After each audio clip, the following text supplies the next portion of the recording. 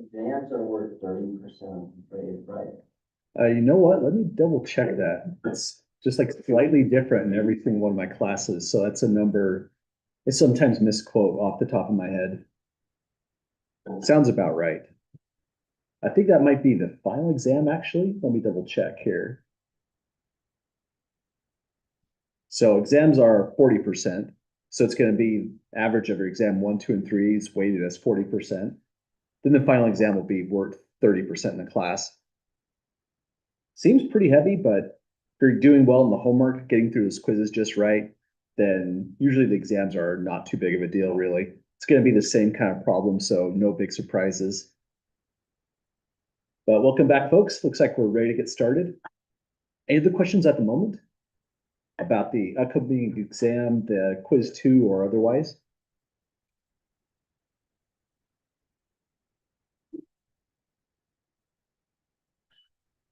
Due tomorrow. Yeah, quiz 2 will be due tomorrow. And then when we come back on tomorrow's class, I'll have quiz number 3 posted down here below. And just to reiterate some of the comments we were making about the quizzes, they're usually meant to be kind of a hint on what the real exam question is going to look like. It's a way to give you feedback on what grading your exam question will look like. So you'll have an idea if you put in enough of detail, your computation's correct enough and such. So what I'll be doing with grading quiz 2 is getting that one graded as soon as possible and handing it back to you. Well, that's hard because the exam is on Monday. So what I'm going to do is I'm going to go to your ISU email address and send you a scanned copy of your graded quiz number 2. That way you'll have that feedback ahead of going into exam number 1. And similar comment with the upcoming quiz. Quiz number 3 is going to be another one that's pretty helpful for studying on the first exam. So if you decide to do quiz 3 early, it'll have the same due date. It'll be due on Thursday, but if you decide to do it early, you can take a picture of it, send it to me to my ISU email address, and I'll grade those on a first come, first served basis. If you send it to me on Friday, Saturday, Sunday, I have a great opportunity to get those graded, and then I'll send you back the feedback. If you send it to me on Monday, I mean, that's still great because you worked on it, you got it. Good practice on exam 1 just by doing quiz 3. I'll make every effort to grade it and get it back to you, but my opportunities to grade on a Monday are usually end or right around 2 o'clock. So I might not get you your feedback back to you, but if you do quiz 3 early, it'll be beneficial. Any other questions about the upcoming quizzes or otherwise? Okay, other comment to reiterate is our schedule is pretty packed when we take a look at it. Looks like we're off by a day so far. Let's see, we are on the 17th.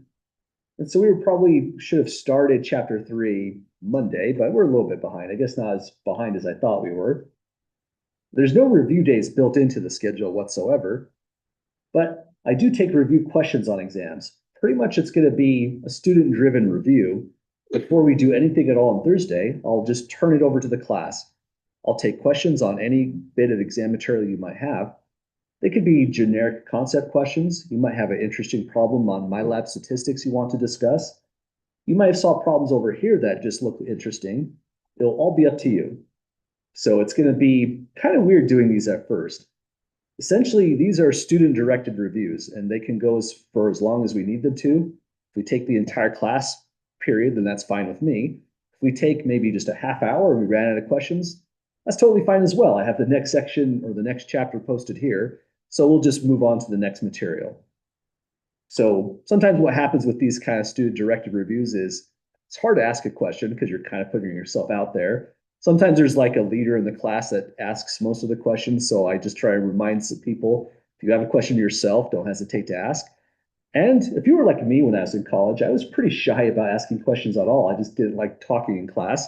So for people who might be a little bit like that, you can just send me a question by email, and that's completely fine.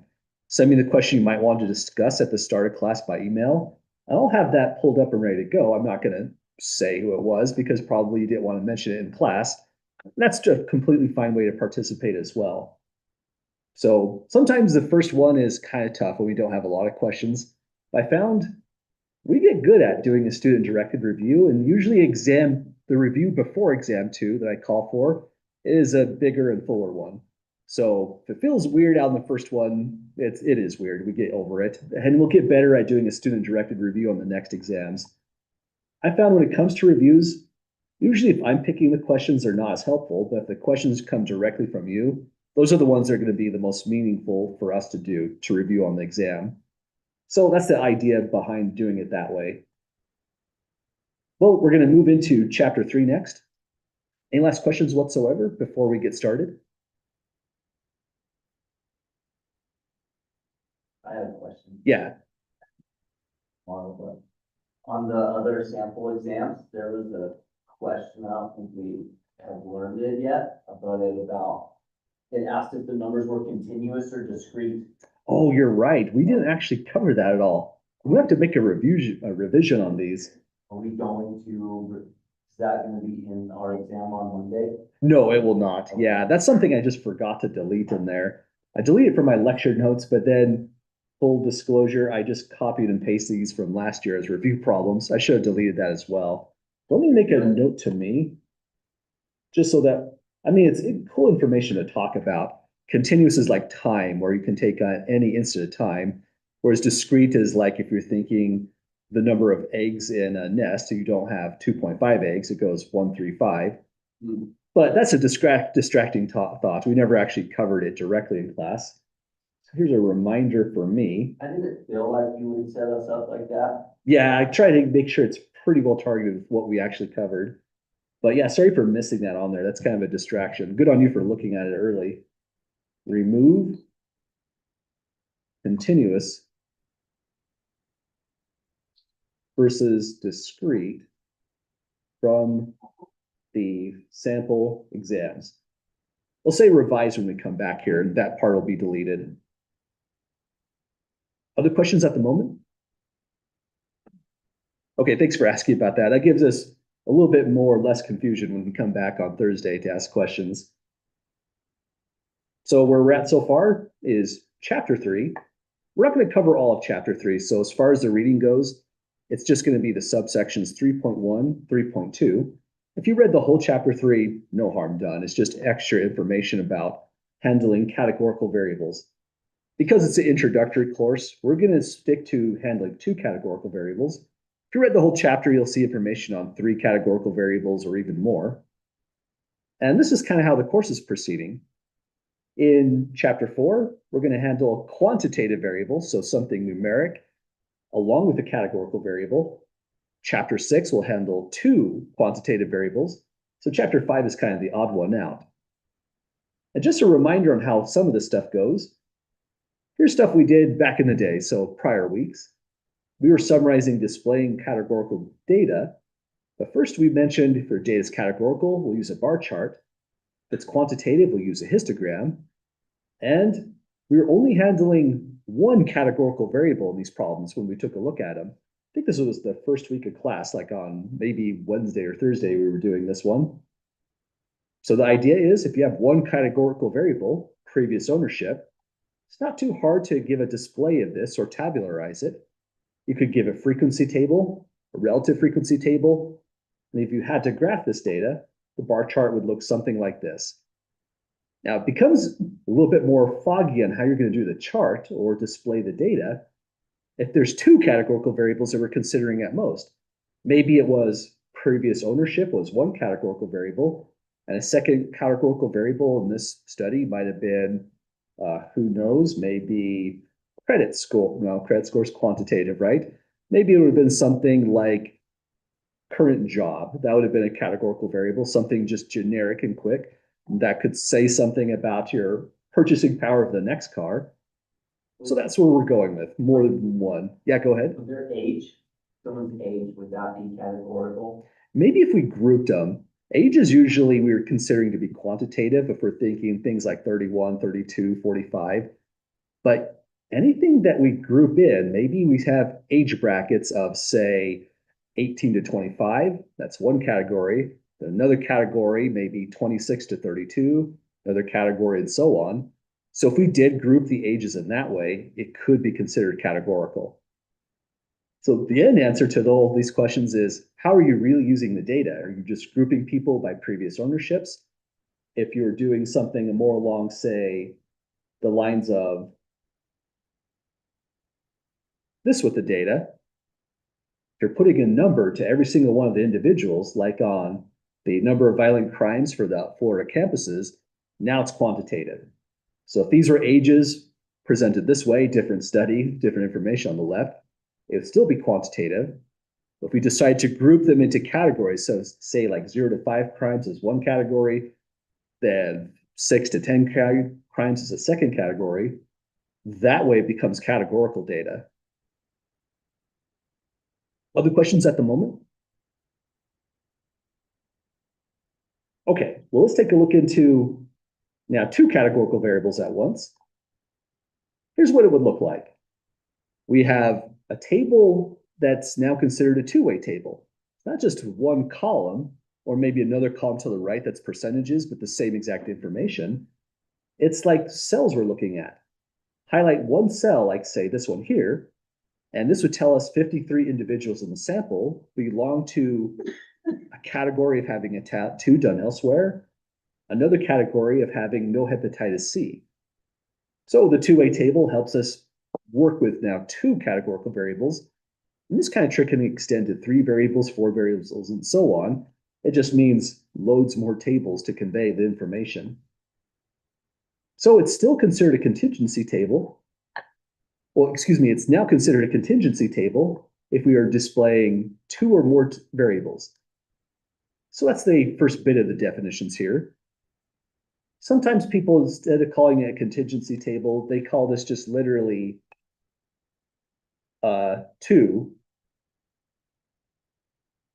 table, which makes a lot of sense too. 2 ways because we have one categorical variable going this way, another categorical variable going that way, which means we have column totals going this way. We have row, let me see this better. This is row totals. Rows are horizontal. That's a good thing to remember. Row totals going this way. Column totals, Control Z that, going this way.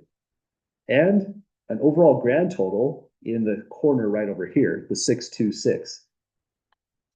So we'll walk through the definitions that we see here as we read through the study, but any questions with the data as it shows at the moment?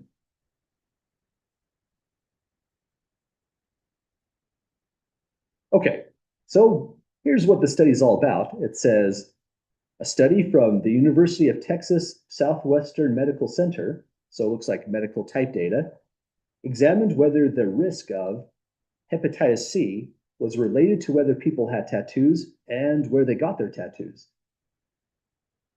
The data from 626 participants, so we have a sample size, 626. Also down here in that corner of the table, the data from 626 participants of the study is summarized in the contingency table below. So interesting study, and when you look at it, it might feel unbalanced to you as well. Notice that it seems like we have not a lot of people with tattoos, 52 in a parlor, 61 elsewhere. Most of the study didn't even have tattoos whatsoever, 513. They're also looking at the risk of hepatitis C, and well, that's a awful condition. That's a lethal one. So it's good that there's only 47 participants here. And for no hepatitis C, 579 participants. But this is the data they got. It could have been conceivably, they took a random sample, maybe people in the community, maybe people on the college campus. Hopefully not the college campus. We'd want this to be general. So this is a random sample, and they just took 626. And this is how the information fell out. This is just the categories they had. Another interesting word and really important word here is, notice how they phrase this. They examined whether the risk of hepatitis C was related to whether people have tattoos and where they got their tattoos. They absolutely could not say they're investigating if tattoos cause hepatitis C, or I mean, even the reverse, if hepatitis C caused tattoos. That's equally ludicrous. They were looking for just some kind of relationship in the data. And that's a really critical word out of nowhere. This means we are not looking into cause and effect. Not whatsoever. The study can never make that kind of conclusion. So anything we say about this data is just saying how the numbers are related, how the categories fall, but we can in no way conclude that hepatitis C causes tattoos or tattoos causes hepatitis C. There's probably other variables that are just as important that aren't even considered in the study related to both of these two variables. So that's how the study goes. And by the way, if we really want to get something at cause and effect, the gold standard in statistics, something you have to do in almost every single situation, is do a designed and controlled experiment where people are given treatment categories and we just see what happens. Could we have made this a designed and controlled experiment? No, it'd been unethical because it can't say take 626 people, assigned to one treatment, you're going to go get a tattoo at a parlor, assigned to another treatment, you're going to get a tattoo somewhere else, I don't care where, a friend's house, maybe someone ordered a kit on Amazon, for example, and we're not going to assign to a third group to just not have tattoos. That study is completely unreasonable. It would be unethical. Human studies have some really severe rules around them, for example. So a cause and effect study of this nature just really can't even be done. That's one of the things that's tough about statistics. Cause and effect is sometimes a question you want to answer, but to do that, sometimes you have to do things like design and control experiments, which are completely off the table for you. But at least we can look at the relationships and the data we have. These are people that were just contacted. We found information about them. First thing we'll do, and once we look in the data, is just deconstruct it a little bit. It asks us to describe the individuals and the variables. Well, individuals would just be another way, another synonymous statement would be the sample. So we're just being asked about the sample in this problem, not the population, because really they didn't give us enough information to really say what it was. But to answer the individuals, we can say the 626 participants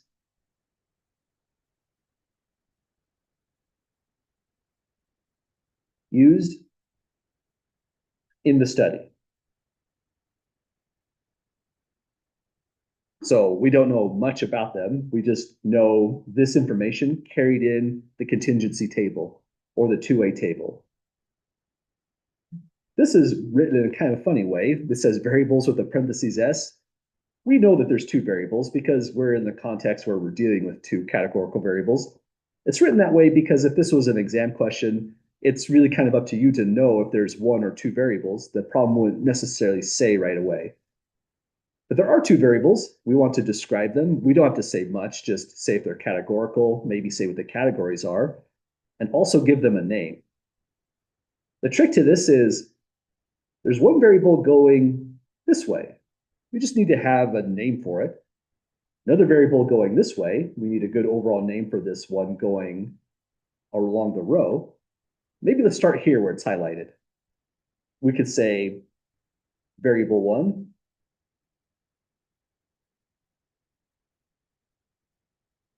hepatitis.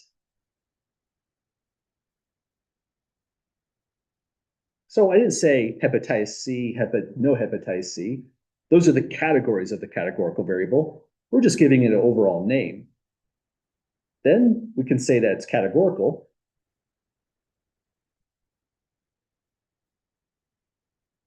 With categories.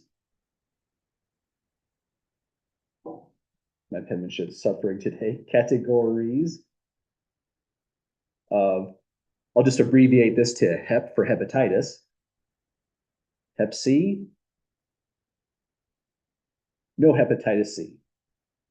So that would be our first variable. Does that make sense to folks on naming this variable going this way?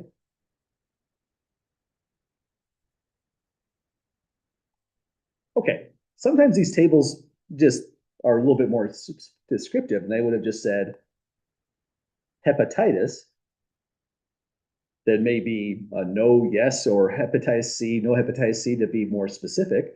Sometimes the tables just put the variable as a header right above. Other times they don't, and it's up to us to know that that's a one whole categorical variable. Likewise, there might be a categorical variable name going this way along the column direction vertically. And that's our second variable. So variable 2, it's a two-way table, so we're expecting two variables. We just need a name for this one. I'm open to suggestions. Anyone have a good name, good brief way to designate this variable whose categories are these three? Tattoo. Absolutely. We want to keep it simple. We don't want to say too much. We don't want to write a variable that says whether or not you had a tattoo and where you got it. I mean, you can. No one's going to stop you, but usually we try to make it brief. So we'll call this one, like you suggested, tattoos. It's also categorical.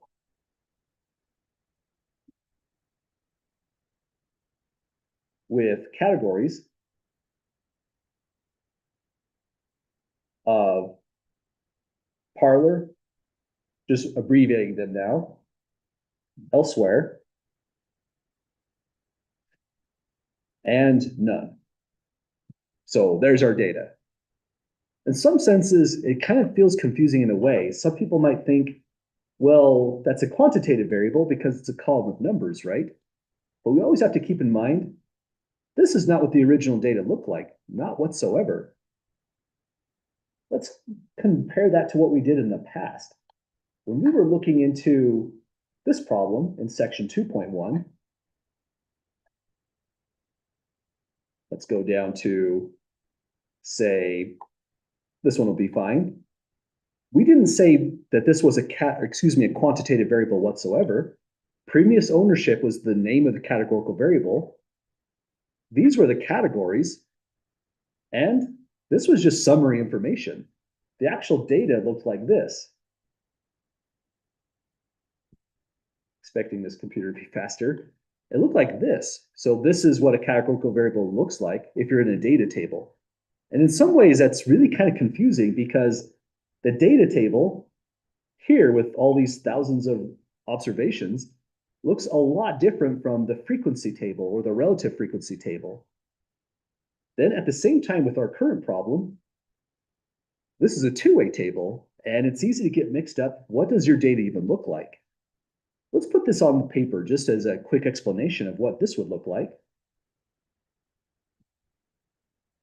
If we were building out these original data tables, say you're the researcher working at the University of Texas Southwest Medical Center, this is probably about how your data is going to be put together. First, you might have something that's called individuals or maybe subject. They might have their names or they might have an identifier, some kind of code, kind of like a student ID, just to protect their information. Next, you might have variable 1, hepatitis. Variable 2 would be tattoos.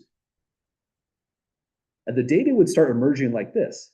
For, I'll just say generically subject 1, it might be no to hepatitis, and it might be tattoos, none. Then you have 625 more rows to tabulate. You have to contact these people individually. You can imagine this is a pretty expensive study already. Subject 2, it could be a yes, and maybe this person has no tattoos. That means that would be one of the 22 people in the study. This is one of the rare outcomes. And so on. Maybe subject 3, this one might be a no, and this might be parlor, to say tattoos done in a parlor. And then, let me see if we can get dots here, not easily. Try and put in vertical dots on that. This is what the original data table would look like. Let's maybe put it over here. And I'll put below dot, dot, dot, just to say and so on. We have to go down to the 626th subject. But this is how the data table is first constructed. Sometimes we just call this, let me fix my table here. Sometimes we call this the raw data. It's tough to work with. It was tough to work with the car sales data. And the raw data for this would be really hard to work with because now you're looking at two categories of yeses and nos, another one with tattoo telling you parlor, elsewhere, or none. It's hard to see any patterns really in this unless you have an amazing eye for row by row data analysis. There's not a lot of people that can actually do that. So that's why this is great. If we put it in a two-way table, then we can start to see where cases aggregate.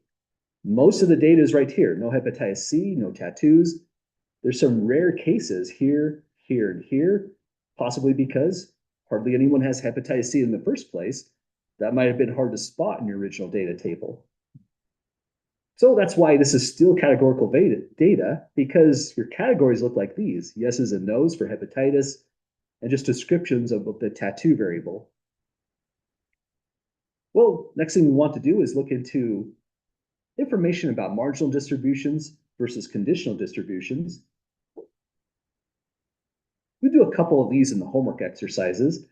This is a way to take something that is pretty complicated, a two-way table like this, contingency table in other words, and just break it down into some of its parts, essentially. So if we didn't want the two-way table, if we want to separate it into what is the frequency distribution of hepatitis alone and tattoo alone, that means we would be talking about the marginal distributions. The definition tells us in a contingency table, the definition of either variable alone, so not looking at relationships like we see here, is the marginal distribution. The way we construct it is we go to the totals found in the margins, but margins we mean either in these rows here, 3 of them, or these columns here, the 2 columns. So that's the first thing we're going to do to understand this data, look at one variable alone. Really, this is the powerful picture for relationships, but sometimes it's just nice to see a single variable individually. So for variable 1, that would have been hepatitis. When it says far into the marginal distribution, that just means you're constructing a table. Doing this in MyLab Statistics, they already made the table. You're just plugging in the numbers. For us, it's going to look like this. We'll have one row that goes hepatitis C. That was just one of the categories. Another row for no hepatitis C. Here we'll have frequency.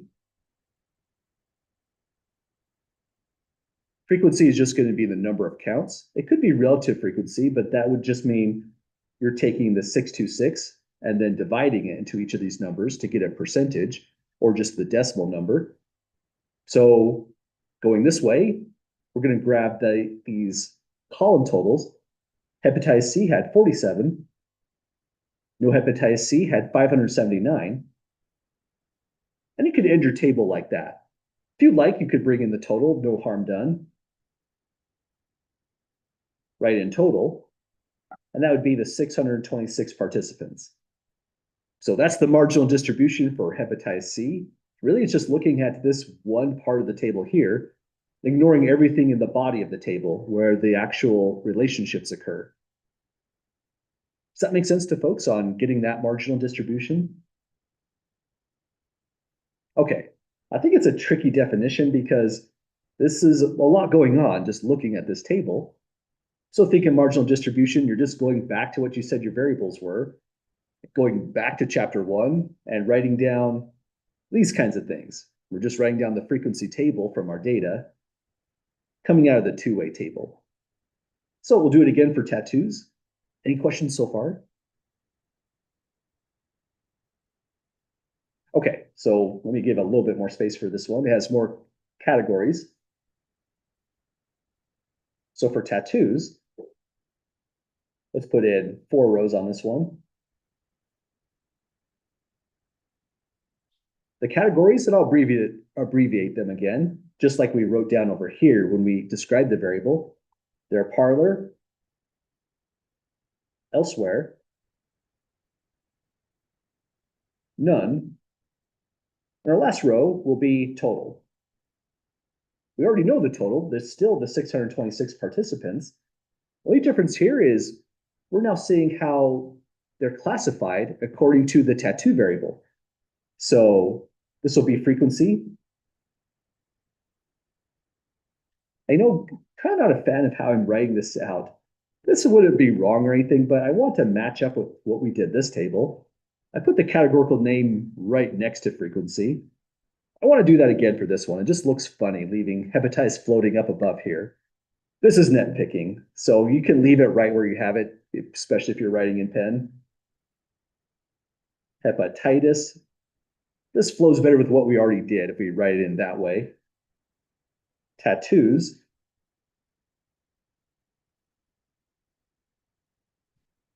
We'll go right there. Now it just looks more like chapter 1. So what we do this time is we go to these totals, the totals amongst row 1, row 2, row 3, and just cite those totals. So 52 people had a tattoo at a parlor, 61 had tattoos done elsewhere. I would have thought the numbers would have been flipped, more at a parlor, less elsewhere, but that's how their data fell. What's that? Is it not? I didn't know that. Something weird going on with them currently? No. Oh, I see what you mean with how the data is. Gotcha. Yeah, it doesn't look too great so far, really. And the more we compute with this data, the story doesn't look too pretty, but we'll see how it falls so far. But yeah, so far for these tattoos, here's how the people are classified. For having hepatitis C, this is how they're classified as well. Again, I mean, it's kind of good that there's not a lot of people with hepatitis C because this can be a fatal condition if not caught in time, as I understand it. So that's nice in a way. So any questions, folks, with the marginal distributions? Okay, so there's marginal distributions. The next one is a so-called conditional distribution. And one thing we'll do on this problem, just because it's tedious to scroll up and down when we're down here to see the table above, is we'll just paste it in here as we go. I want to mention though, sometimes when I've done this before, pasting the table into the problem like this, when people did this as a quiz, they also rewrote the table. You don't have to. This is just so that we have limited vertical scrolling space so we can see everything at once. So we want the conditional distribution of tattoo given that the participants have no hepatitis C. So what this means is this is the whole reality of our data.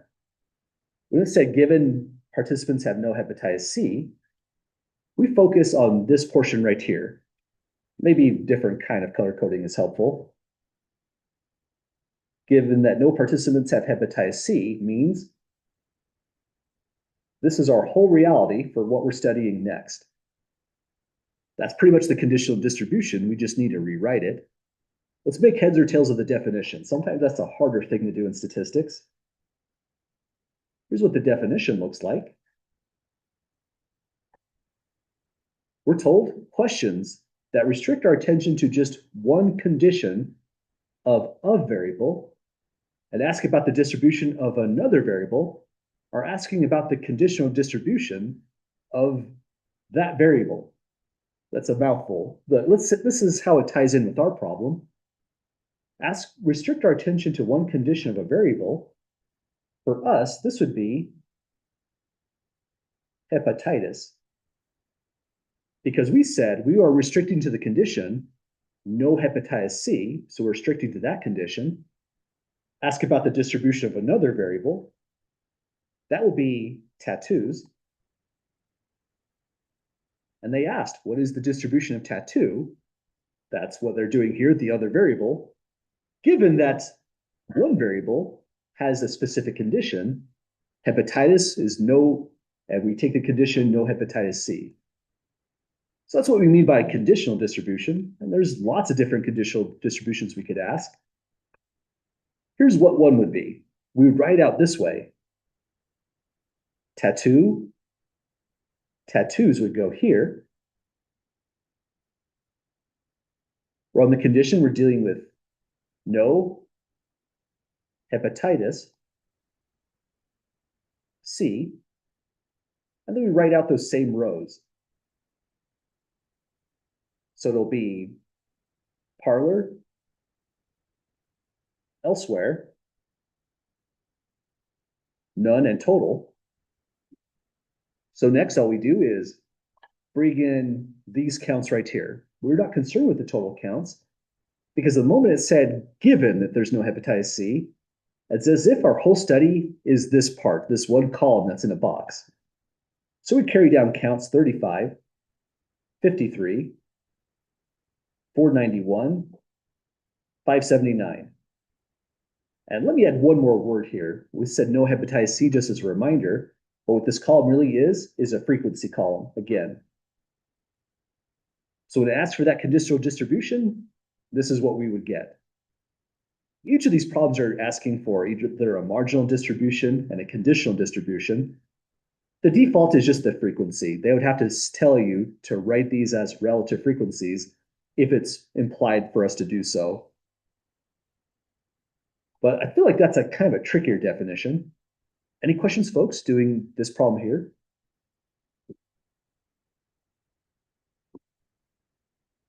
Okay, so far all we've been doing is studying this table. Really what we want to do, kind of the same thing as in section 2.1. We want to take data that is 626 rows and then a header row, which is really, really hard to understand in this raw data format. We put it in a contingency table, but that's still not good enough for us. If we could do better, if we could put graphics to that, then the graphics can tell you a story just by looking at it in 1 second. This is what we're heading down towards. The graphics look different now because there's two categorical variables. Look at tables where bar charts going this way, bar charts going this way to see just what's going on. And to get a feel for all of this, we kind of just need to dissect the table a little bit to understand what all the numbers are saying and see if we can answer these kinds of questions. These are the sort of questions that might be follow-up to you if you do a study like this. And in a certain sense, they're kind of a preview of what a probability question is going to look at like when we do our probability section. We're not going to do a lot of probability in this class, but turns out probability is important when we try to say what's going on with inferential statistics. Our conclusions are actually probabilities, it turns out. So here's how these kind of questions go. We're going to leave our answers as percentages, but that's just a different unit versus a probability, which would be in decimal form. It asks, what percent of participants?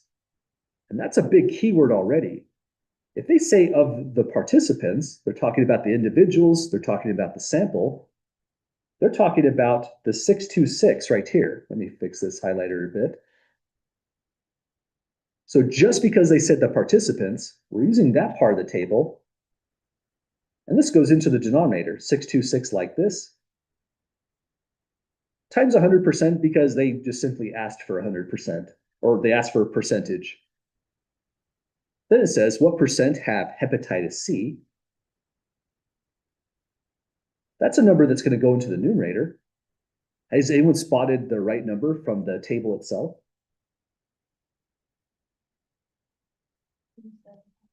Sorry, say again? Yeah, absolutely. We don't want any of these. I mean, we could grab them, but then we have to grab all the others. We want the total, just like you said, the 47.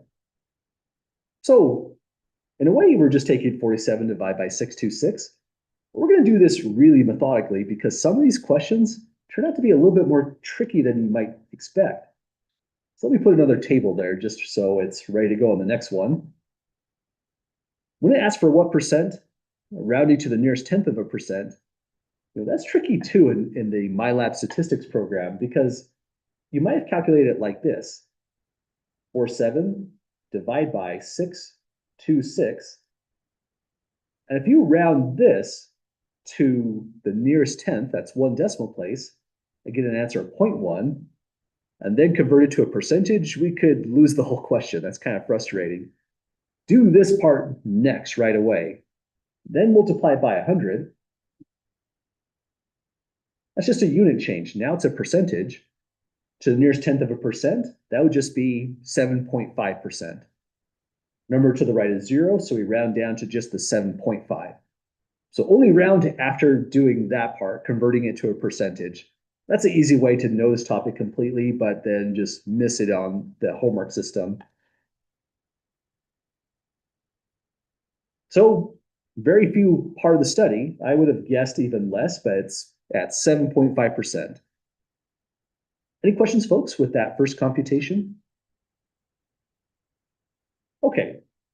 Really, again, this could have been a whole probability question.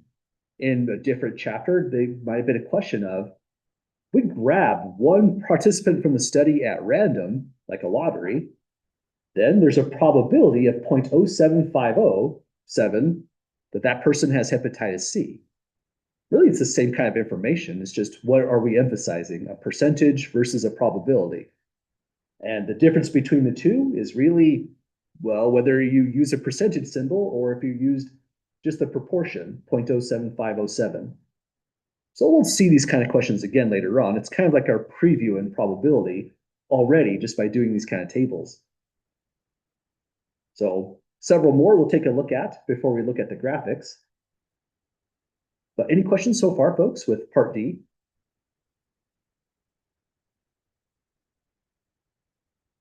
Okay, let's try it out again. And let me put in a few more tables just for good measure.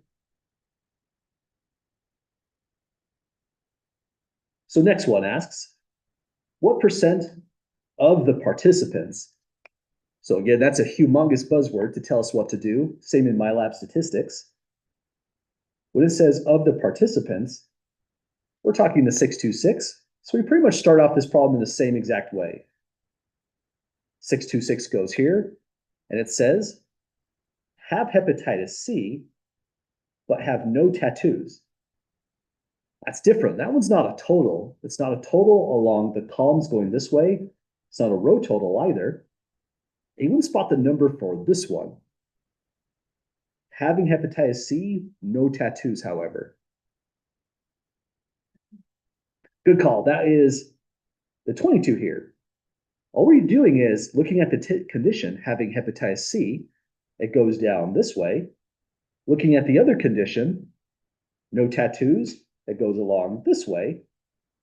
And where that highlighting intersects, right here, is the count that we wanted, just that 22.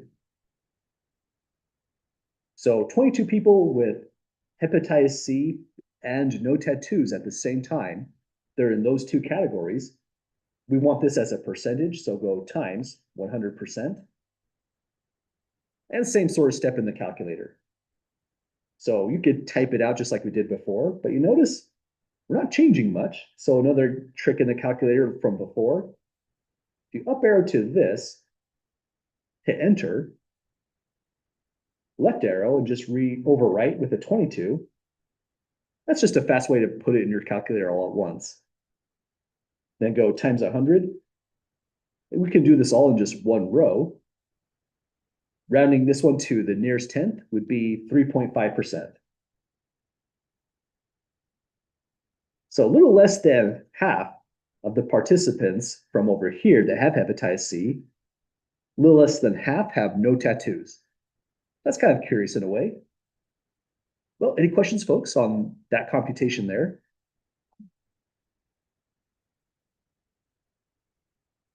Okay, so again, in Spirit, kind of all we're really doing is dissecting this table, seeing how to get information out, seeing how that information corresponds to follow-up questions about this study. And here's another one, still similar to the ones we've seen before. They do get a little bit more tricky, I promise, so we'll go careful with those. Next one says, what percent of the participants, so we like to see that, it's a pattern so far, which we'll break shortly, but it means we want a percentage of the participants, that's all of them. Take the table total, 626, and it says, have tattoos. Anyone spot the number for that one? Good call, absolutely. This one's tricky because it's referring to more than one category all at once. So looks like we're just looking at these two numbers is what we're referring to. 52 had tattoos at a parlor specifically. 61 had tattoos done elsewhere. We need both of those. So this is a big overall category, rolling two into one. So watch out for these kinds of things. In the MyLab statistics, sometimes this can kind of sneak in that you're grabbing more than one category in some of your computations. So 52 plus 61, when we compute all this, here's what we're going to get. I'm just going to put this in a new line. In fact, let me clear it out. You know what? This one's a good opportunity to do a little bit more about order of operations and issues with the calculator. These are all things that have came to me as questions in these kinds of courses in MyLab statistics and in prior semesters when we're using stuff like WebAssign and MathXL way back in the day, other weird products. A really common mistake here is to go 52 plus 61, divide by 626. And this absolutely gives us the wrong number. Order of operations is going to say, and the calculator is very literal, it's going to follow these to the letter. Its silicon isn't going to let it do it any differently.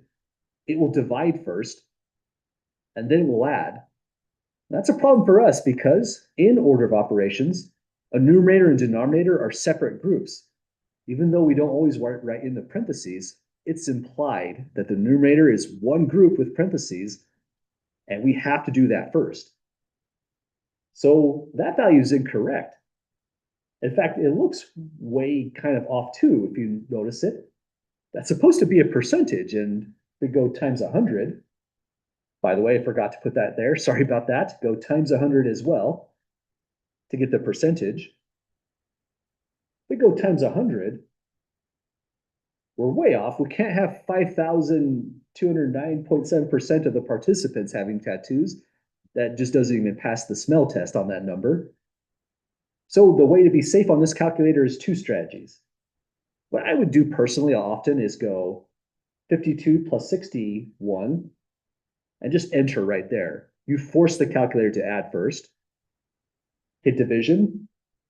Just literally punch that in. You don't need to type in 113 again. It's dangerous. The more you do that, the easier it is to just go 131 on accident. That's my common mistake.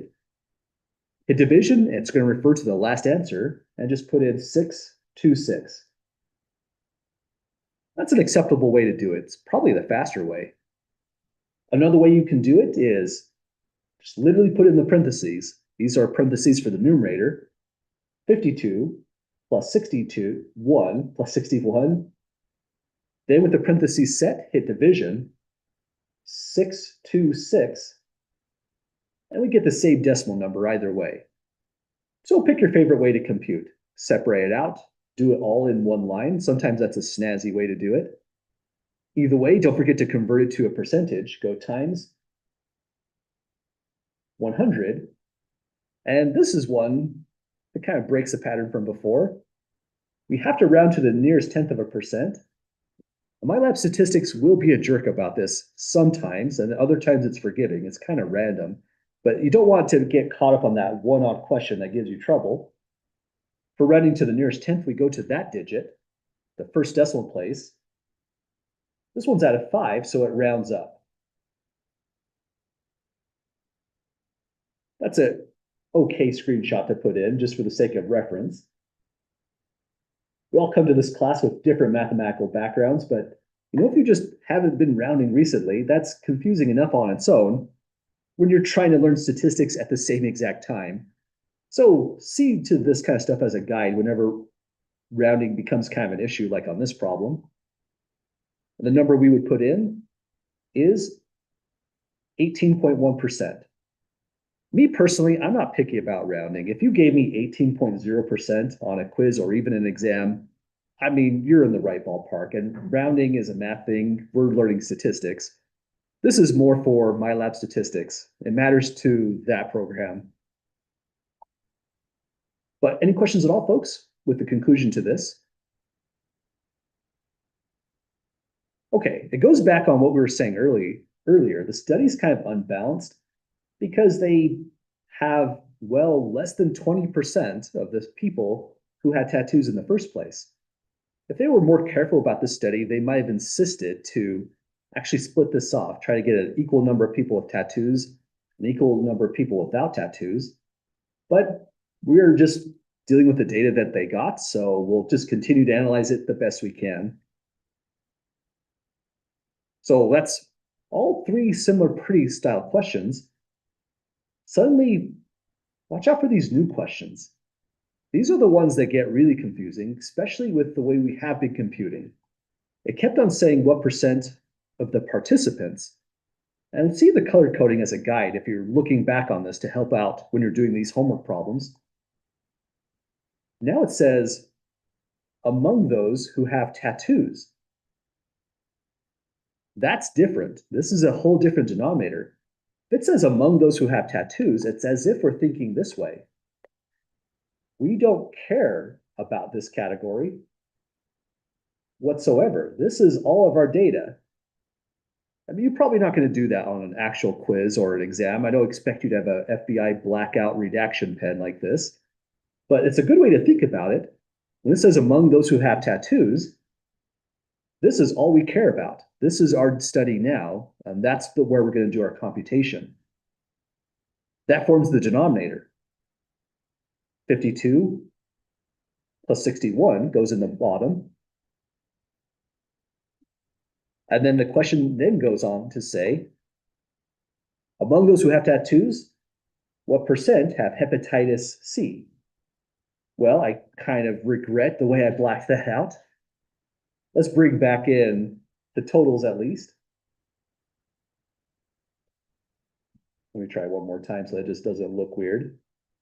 The amount of pressure determines how wide it goes. So when it said what percent have hepatitis C, wrong column, we go to the one that says hepatitis C and grab that column total once again to go up here. Does that make sense to everyone on how we put those numbers together? Okay, these are the ones that were kind of part of the reason why I give unlimited attempts on the my lab statistics. Yeah, question first.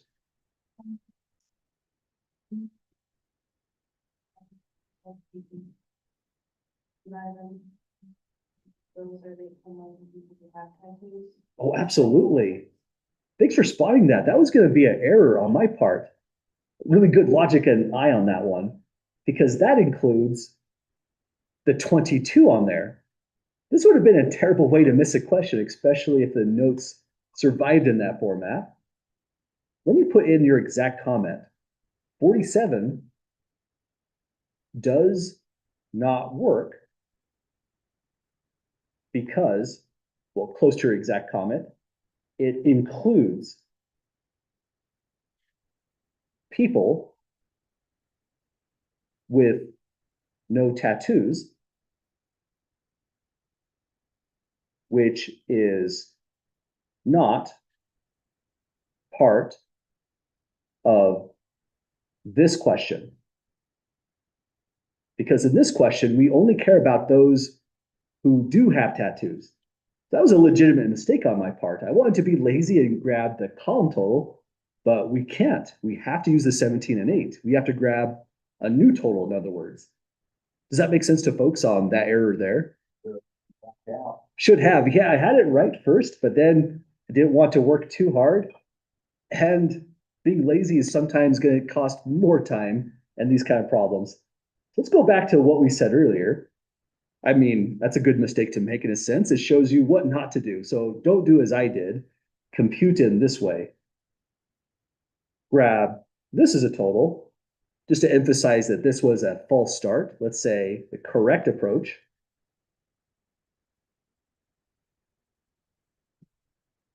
is to go, let's do it in the same order. Among those who have tattoos is the 52 plus 61. And then what percent have hepatitis C? We grab only those individuals, as you said, the 17 plus the 8. So a little bit more to do in the calculator.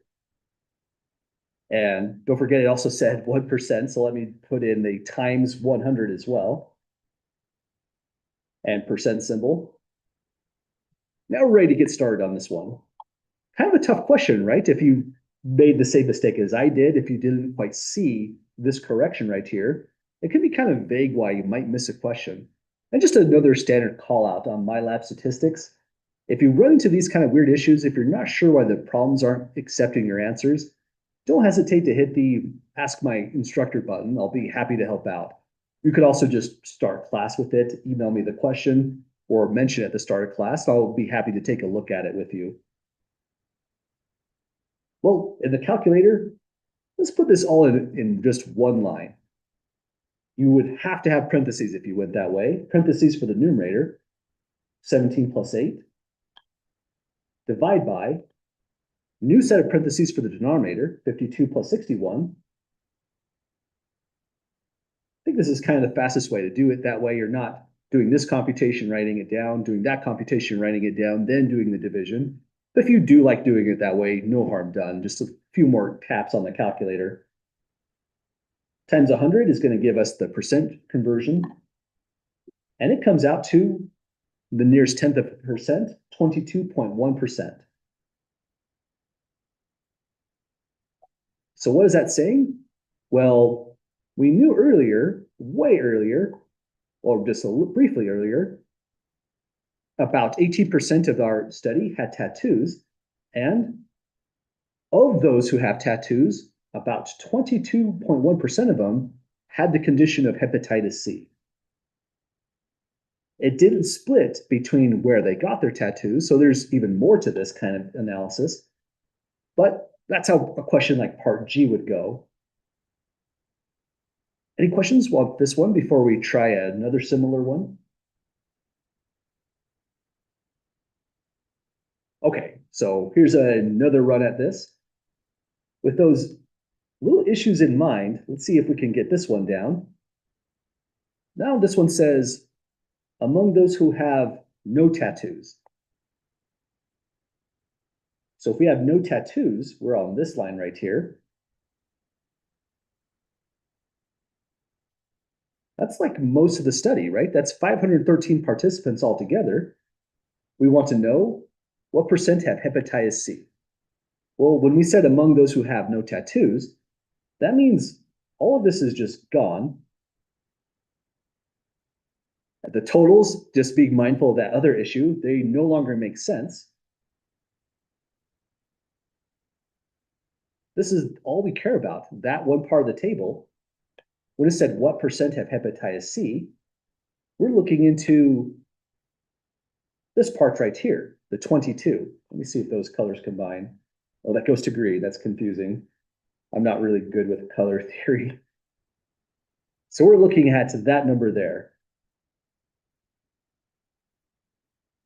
So the first part, when it said among those who have no tattoos, is your denominator, 513 such people. Having hepatitis C was the 22 people left there.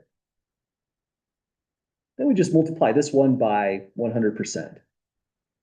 Does that make sense to folks on combining this set? Okay, so let's crank this out. 22 divide by 513. We have a number, go times 100. And it's about, rounding up this time, 4.3%. And that's just another random question out of nowhere. But you can imagine these are kind of targeted questions in a way. People might be trying to tell a story with this. We're trying to see how the data is related, how the two variables relate to each other. The prior question asked, among those who have tattoos, what percent have hepatitis C? And it was 22.1%. But when we look at those who have no tattoos, the figure drops down to 4.3%. So it seems to be telling a story, but we always have to resist the temptation of saying, oh my goodness, this is telling us that tattoos cause hepatitis C, when that's not the case. We're just looking at the relationship between these two variables. Again, if we really looked at these 626 participants, there's a lot of information going on about them. There's backgrounds such as what job they might have, maybe backgrounds of where they are located, where they live. Other kinds of information could be extremely relevant that can explain why they got hepatitis C. It could have just been some weird accident and they happen to have a tattoo, or there could be a combination of risk factors. This seems to be what this study is all about. So they probably recorded, in fact, loads of information about these 626 participants. And we're just looking at two variables altogether. We can't tell a story with those two variables. And even with the full set of variables, they still can't attack cause and effect. We're just looking at the relationships between the data. So, well, that's where these kind of questions sort of end so far.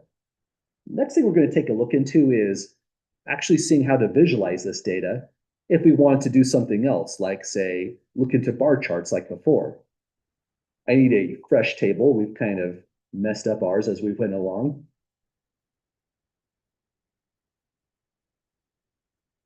Here's our first table we're going to take a look into. Let's put this on a new page. I'll put this here just for a quick reference.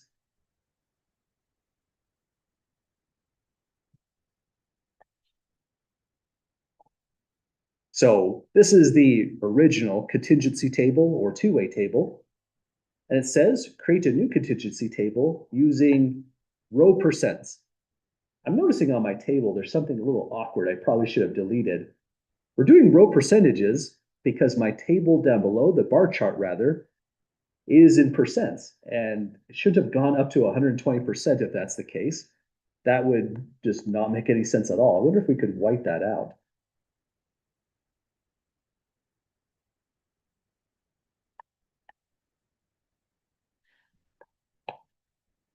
No, that doesn't work, turns out. But it was worth a try. Let's just go like this. This table would have been better without 120%. It's not that it's a flawed table, it's just a misleading one. You wouldn't need that if you're talking about percentages. So it kind of loses its way at that point, it's the moment it's there. To get some sense of what this table is saying, we wouldn't really want to use the original frequency table here that has just the ordinary counts. We would want to make a relative frequency type table, in other words, use percents. And there's three good ways of using percents. You could take 626 and divide it into every single number that you see here, and you would have gotten one set of percentages.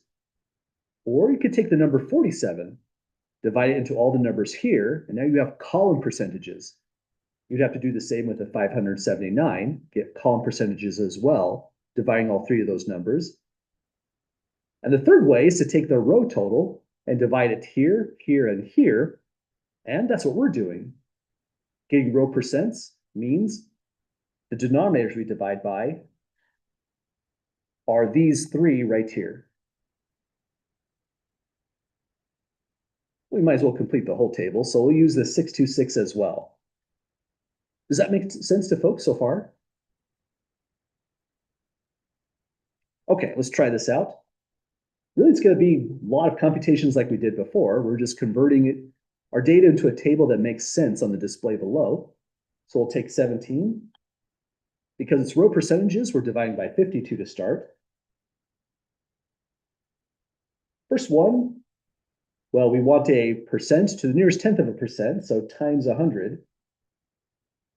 Now we're ready to go. First one is 32.7% upon rounding.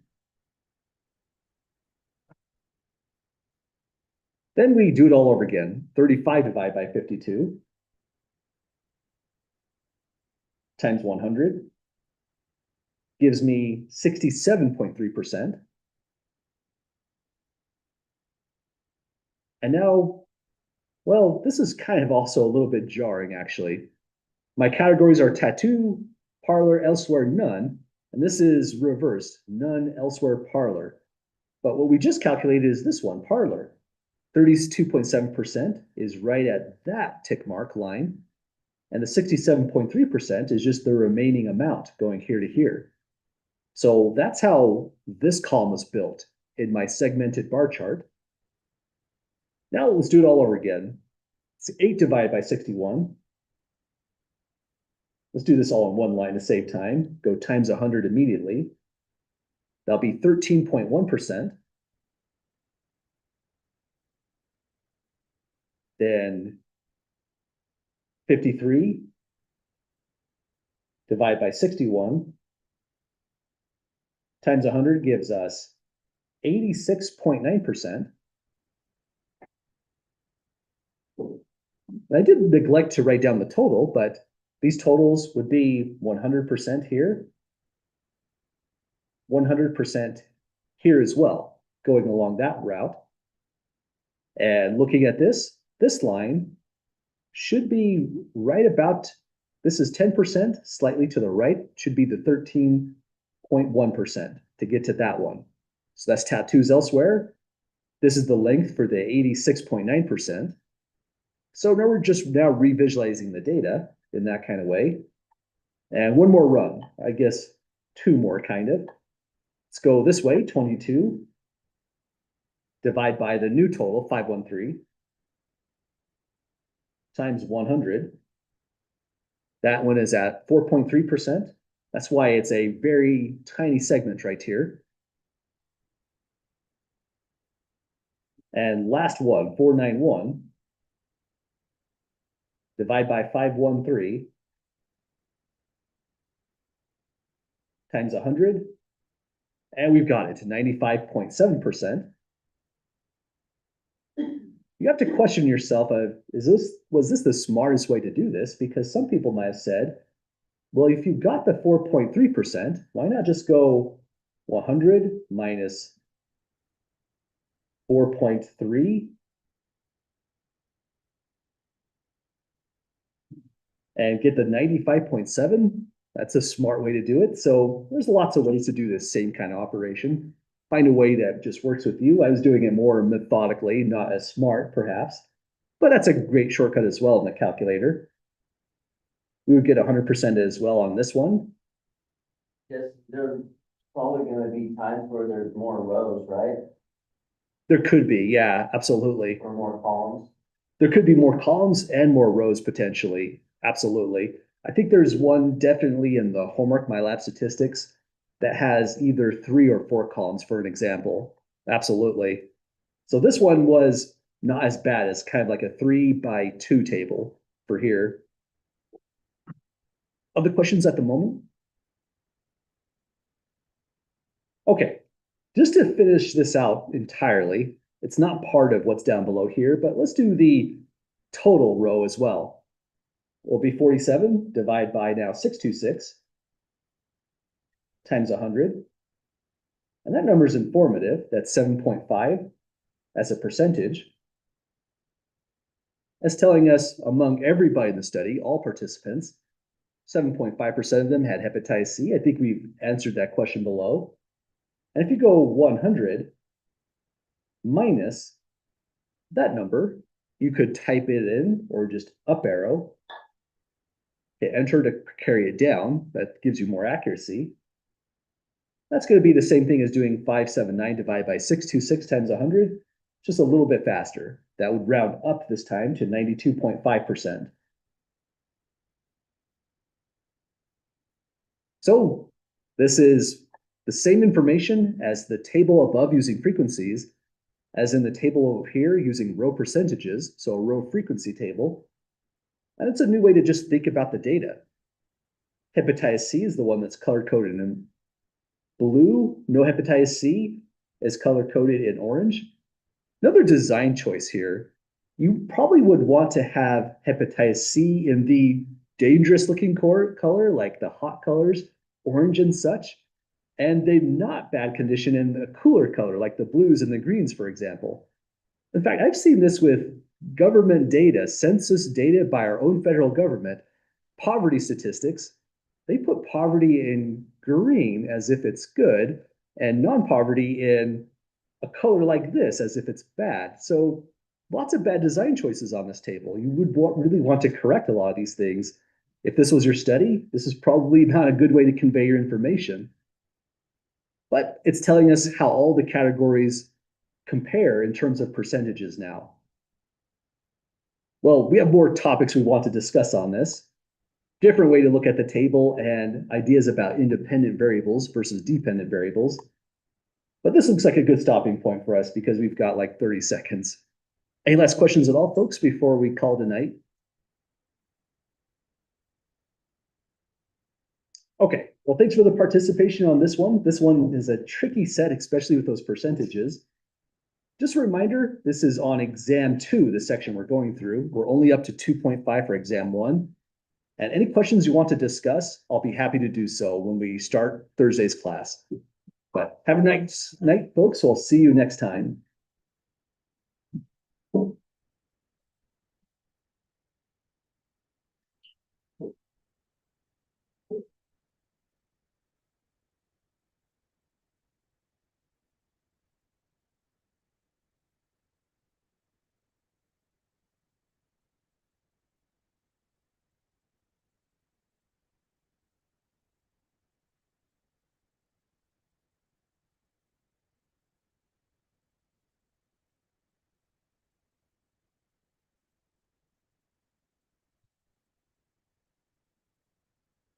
You can tell class is over. The computer's pissed off.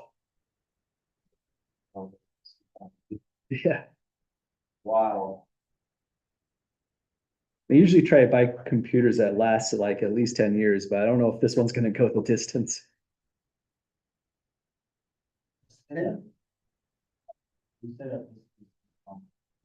It's not going to be. The test only goes to section 2.5. So this will come back on our exam 2. But you did say quiz 3 would be beneficial to do before. Yeah, I'm going to base quiz 3 more off what we did in section 2.5.